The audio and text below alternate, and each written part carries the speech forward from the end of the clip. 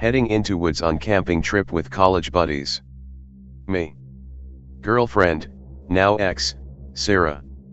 Her friend Jill. Jill's roommate Rachel. Rachel was kinda weird, very petite, always wore an old army jacket that was too big on her, pixie haircut.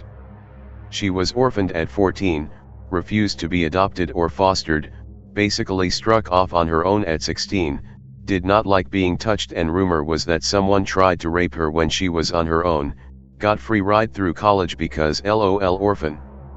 My roommate Steve, the nerdy guy. My friend Fred, he was Japanese and his name wasn't actually Fred, we called him that because his freshman year he dressed like Fred from Scooby-Doo. Fred's roommate Bill. Bill had a reputation as a creeper, but he was a really nice guy, did charity stuff and would give you the shirt off his back. Before I really knew him well, I called him for help when I got stranded on the roadside. He drove 3 hours in the middle of the night to get me and he didn't even know my name at the time. Bill was a survivalist and a nerd, so he was constantly bombarding us with random trivia and survival stuff. He once showed me some smoke grenades he'd rebuilt into chlorine gas grenades. Why? Because he could. Bill, needless to say, had never been laid in his entire life. We all head into the woods to stay at a cabin Steve's uncle had built. We get there and the cabin is shit. It's literally made of plywood with exposed insulation, there are no windows, and only 3 rooms. It does have a nice wood-burning stove though. Set up sleeping bags on the old army cots in the 2 bedrooms, girls in one room, boys in the other. We start a fire in the wood stove to warm the place up and start talking about what we're going to do in the morning. Cook chili on top of stove. Fred and Bill start trading racist jokes aimed at one another, it's their thing. Bill is practically a white supremacist and Fred is so nationalist he thinks the Japanese Empire should have won World War II. Naturally, Fred and Bill get along and that's why they became roommates. Girls are weirded out by their antics, except Rachel, who's ignoring us all and playing with a Zippo. Jill needs to pee, only place to do it is behind a bush. Girls go together for some reason and we can hear them giggling and talking while Jill squats behind the bush. Ignore them and laugh while Bill tells Fred his ancestors weren't nuked enough and Fred calls him a filthy gaijin rundai. Girls suddenly come running back, complaining about a stench. What sten? Oh, fuck. It smells like roadkill rotting in the sun and something metallic, like burnt copper or smoldering wire. Holy hell, did that come out of you? Jill squawks in indignation. We all head inside to get away from the stench. Bill and Fred finish their racist jokes aimed at each other and move on to mocking Jews and the Holocaust. Girls give them a look that says they will never get laid, ever. Suddenly, there's a loud screech outside the cabin. Sounds like a woman being murdered. Everyone but Bill jumps and looks at the door. Bill calmly announces, "It's a fox, chill." Conversation and dinner resumes. Everyone eventually heads to bed. Spend the next day hiking and exploring. Find a pond, the girls, minus Rachel, want to swim in it. Steve points out that it's too cold to swim and the pond is stagnant runoff from the hills. Bill suggests plinking and I get out my .22 rifle and we shoot at our empty chili can. Everyone participates, except Rachel, who just sort of stands off to one side playing with her lighter. Bill suggests getting out his FAL and shooting with it, but the girls don't want to shoot a big gun, he's disappointed. I didn't even know he'd brought it, but this doesn't surprise me. Head back to the cabin to play Risk. Bill and Rachel end up wiping us all out and ending in a stalemate. Night falls, we build a fire in the stove again. Charades. Yes, we're that bored. Steve is pantomiming when suddenly there's a loud shriek outside. Was that another fox? Bill replies, nope, that was a rabbit's death scream. That's the only time they make a sound, when they're dying. Well, thanks for that creepy trivia, Bill. Continue charades. Suddenly, horrid stench fills the cabin. Everyone complains and the girls retreat to their room to escape the smell. Thump against the door to the cabin, like a knock. What? Steve cautiously opens the door to investigate. Blood splattered on the door. There's a dead, disemboweled, skinless rabbit lying on the ground right outside the door. Did a fox throw a dead rabbit at our door? Creeped out, decide not to tell the girls. Nothing else happens, stench fades away and we all go to bed. Next day goes much the same as the first, hiking, exploring. Flirting with Sarah, my GF, constantly. Fred keeps hitting on Jill, who is doing her best to make it obvious she's ignoring his racist Asian ass. Bill keeps pointing out edible plants and other survival stuff to the group. I would suspect he was trying to impress the girls, but he always did that kind of thing. Did you know most praying mantises are actually agnostic? Lol, what? Start a game of freeze tag in the woods. Girls cheat and combine tag with hide and seek. Everyone gets into it. Eventually, everyone has been discovered and tagged except Bill. Where the fuck is he? Give up and loudly shout for him to come out.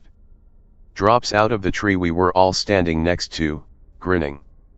You sneaky motherfucker. Head back to cabin. Everyone else plays Risk while I make out with Sarah in the back. Suddenly, Steve runs in and I yank my hand out of her bra. Dude, what the hell? What? How did you do that? Do what? Dude, could we get some privacy here? No, seriously, how did you do that? Do what? You were outside yelling for Bill to come out. When? Just now. Clearly I've been in here the whole time and the only way in or out of the cabin is the front door. Dismiss it as a failed prank Steve was trying to pull on me. Back to sexy time. Yank my hand out of her bra a second time when Fred comes in and yells for us to come here quick. I'm pissed now. What the hell, guys? Listen. I don't hear anything.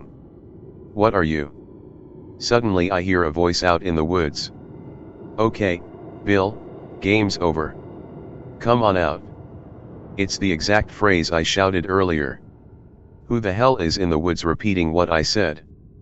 Fred looks at me and says, dude, it sounds just like you. Whoever it is shouts again and it really does sound just like me. Who the hell is out there? Steve cracks the door open to peek outside, doesn't see anything. Who's out there? Silence. Then. Okay Bill, game's over. Come on out. Bill shrugs and steps outside. I'm here. What do you want? Silence. Maybe whoever it is hadn't thought this far ahead. Bill stands there for a minute, then comes back inside. Dude, are you nuts? We don't know who could be out there. In typical Bill fashion, 0 fucks were given. Instead, he calmly gets out his FAL, which is the biggest rifle I've ever seen, and slaps a 30-round clip into it and chambers around. Then he turns on the flashlight clipped on the barrel and walks outside. If I'm not back in 10 minutes, leave without me. Dude, WTF. We wait, Steve standing watch at the door. We can see Bill's flashlight bobbing around in the trees. We watch as he pauses, scans all around him, then continues deeper into the woods. After a while, we can't see his light through the trees anymore. Sarah and Jill are getting scared and retreat to their room. Rachel hangs out with us 3 guys as we wait for Bill to return. 20 minutes pass and no sign of Bill. If this is a joke, it's not funny. Fred swears it's not a joke, or if it is then Bill didn't tell him about it. I get my .22 rifle and load it. Fred retrieves a cookery knife from Bill's camping gear. Steve and Rachel are still standing at the front door. Suddenly, Steve calls out Bill. I'm here. Fred and I come running back to the door and look outside. We can dimly see the silhouette of someone standing just inside the tree line. Bill? What took you so long? I'm here. Start getting a creepy vibe. Bill? What are you doing? What do you want? The hell? We want you to come back inside the cabin, dumbass. Then we see a dim light bobbing around in the trees, in the direction Bill went. Wait. I'm suddenly deafened and partially blinded by the muzzle flash of a gunshot going off next to my head. Rachel has produced a snub-nose revolver from somewhere within her jacket and fired a shot up into the air. We have guns. Whoever you are, leave us the hell alone. We can't see the figure out in the darkness anymore, but the light is bobbing faster as the owner runs toward the cabin. Bill bursts out of the tree line with his rifle. Why are you still here? I told you to leave if I took more than 10 minutes. I've been half an hour. Who's shooting? Dude, where the hell were you? Something was following me down the trail, so I fishhooked to ambush it, but it went back the way I came.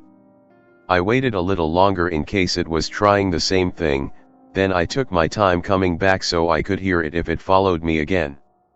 Then he gives us all a dirty look and says, I told you to leave my ass if I was gone more than 10 minutes. It's like you people have never seen these movies before.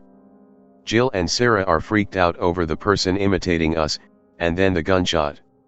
Rachel just calmly swaps out the spent round in her revolver for a fresh one. I'm not sure she's even old enough to legally own a handgun. Well, now we know how she handled herself living on the streets as a homeless person. Bill gathers us in the front room and insists on a rational discussion of what's happened. We eventually decide it's someone pranking us and they're just really good at imitating voices. And repeat the same phrases we shouted earlier. And is in the middle of fucking nowhere screwing with some college students. Right. We all eventually go to sleep, but I noticed Bill kept his rifle within arm's reach. The next morning there was a dead something or other with its skin missing and its guts splattered all over the front of the cabin. Bill thought it was either a possum or raccoon. The girls are thoroughly creeped out now and insist on leaving. Sarah is convinced it's some serial killer and the dead animals are a warning or some sick gift. Bill isn't entirely convinced the dead animals weren't left there by a bobcat or something, but is also convinced there's a person out in the woods fucking with us. Steve and Fred don't know WTF is going on, but they don't think it's funny.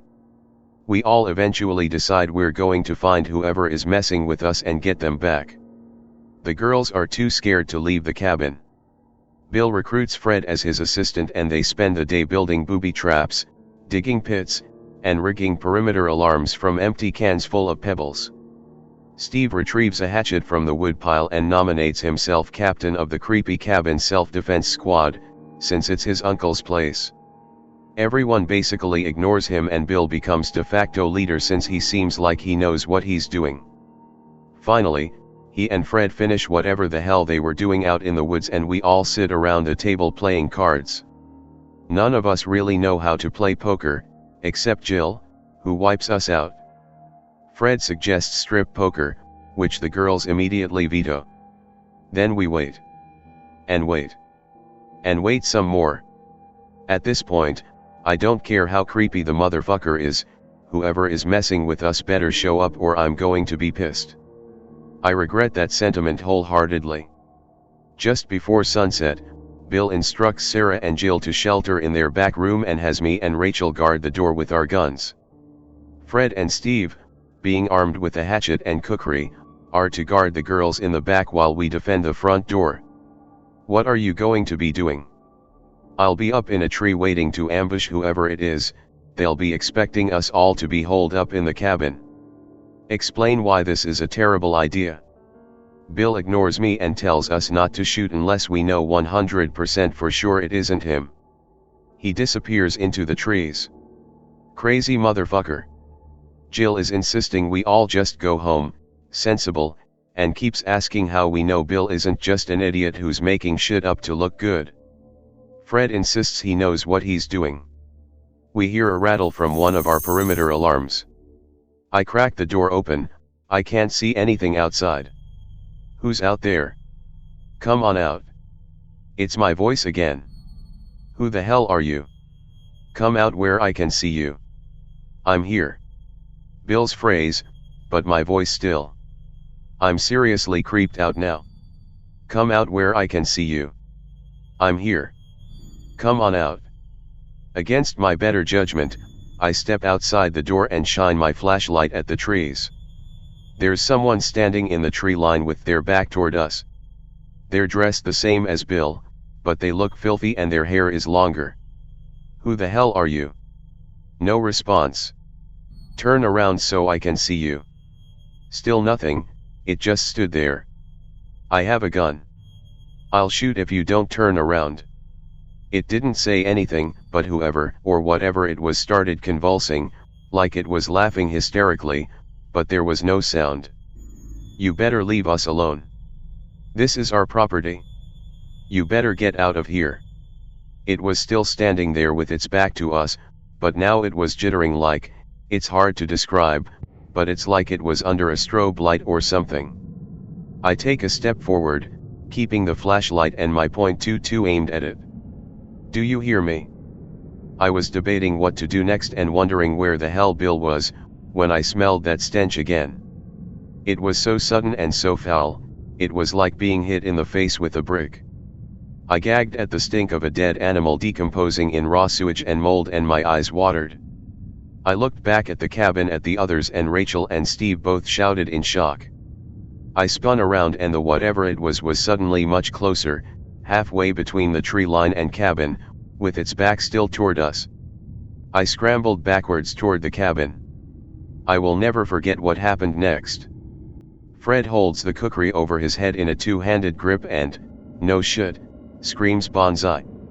Charges out of the cabin toward the creepy strobe light person. No wonder he gets along so well with Bill, they're both crazy motherfuckers. Fred runs past me, then immediately trips over a piece of stray firewood and face plants into the dirt, dropping his biggest knife.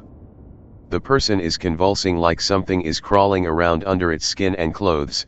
Rachel is shouting for us to get back inside the cabin and waving her revolver around, and suddenly the night is shattered by a deafening boom. The creeper freezes motionless. Boom. Boom. Even louder than the gunshots is an ear-splitting shriek.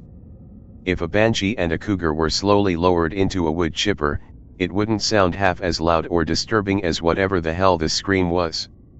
The creepy person vanishes like they were never there. Bill sprints into view, switches on the flashlight on his rifle, and scans the tree line.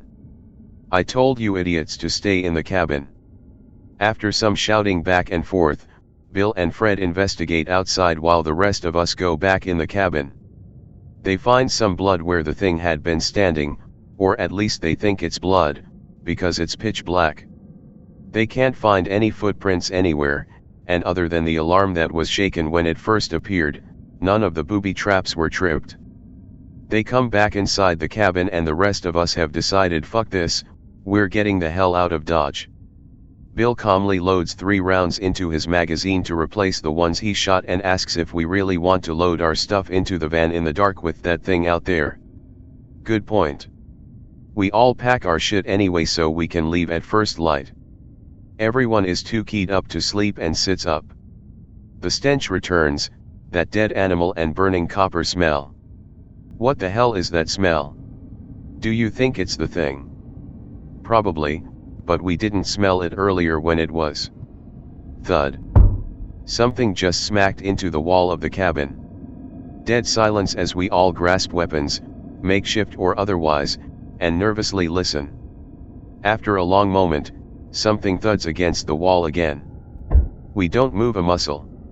Something began scratching at the door, like slowly dragging your nails down the length of the door, then starting again after reaching the bottom. Who's there? I'm here. Come on out. It was Steve's voice this time, and he paled visibly when he heard it. Fuck you. Who are you? What do you want? Game's over. Come on out. That's when Rachel fired a shot through the door. Despite the ringing in my ears, I could hear what sounded like the world's nastiest catfight as something screeched, hissed, spat, and slammed into the door repeatedly. She fired a second shot and the noise stopped. After a long, uncomfortable silence, we heard the screeching again, but far off in the woods. Bill opened the door and told everyone, "Get your shit in the van, we're leaving." As we started throwing shit into the van, I noticed Bill had disappeared around the side of the cabin that the thumps on the wall had come from. I tossed the last of my stuff in the van, then followed. We found out what had thumped against the wall.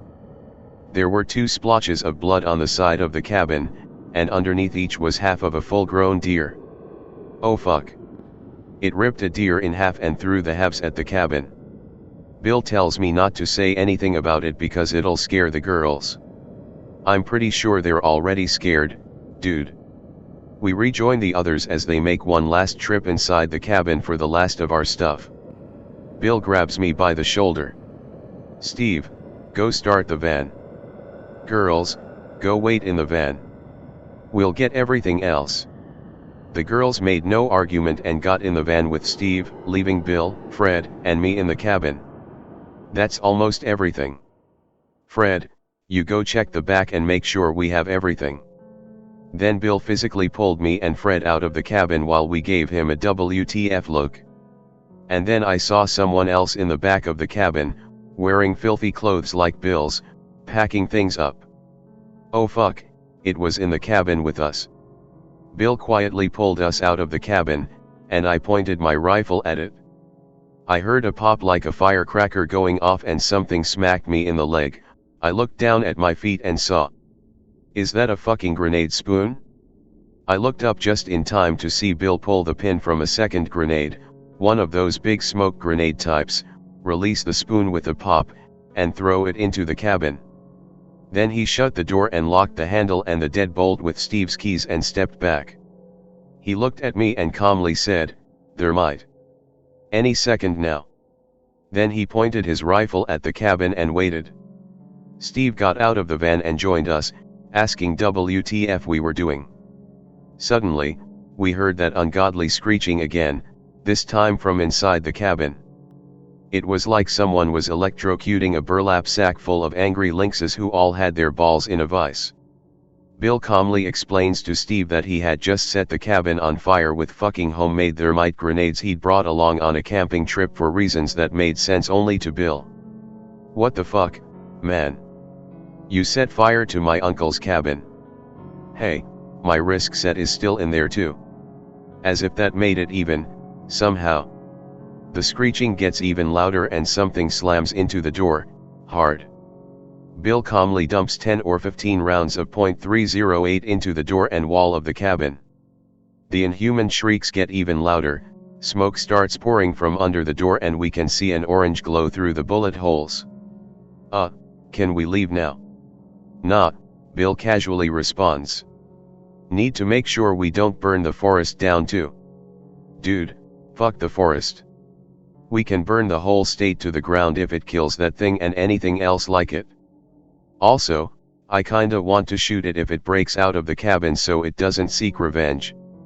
I don't want this shitty horror movie to have a sequel." Realize this makes sense, and not just because Bill's acting as if we're in a horror movie. Inhuman shrieks and something slamming repeatedly against the walls of the cabin continue for a good 20 minutes before falling silent. The girls get out of the van and join us as we watch the cabin burn to the ground. The heat from the fire is barely tolerable, and we're standing 30 feet away. The cabin finally collapses and everyone but Bill gets in the van. He stands there watching it burn, holding his rifle like he still expects some monster to come charging out of the roaring inferno. I know for a fact he's going to be bragging to the entire campus about how he single-handedly slew a monster when we get back. Finally, the cabin has burned to the point that it's just a crackling, smoldering pile of charcoal and ashes, not even a dim orange glow visible in the darkness. Bill stretches his limbs, then gets in the van and tells Steve to drive into the town so we can get gas and breakfast. We arrive in a town of maybe 400 people an hour later, and stop at a combination gas station/diner. As we walk in, Bill jokingly comments that if we were really in a horror movie, he'd have at least earned a blowjob from the heroine. Rachel grabs him by the head and pulls him into the back of the diner/gas station. We don't see them again until after we've ordered breakfast and our food has arrived.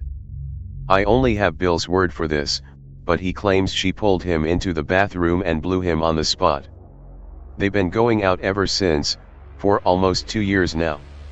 Steve told his uncle that the cabin burned down because the chimney for the wood stove got clogged or something and caught fire.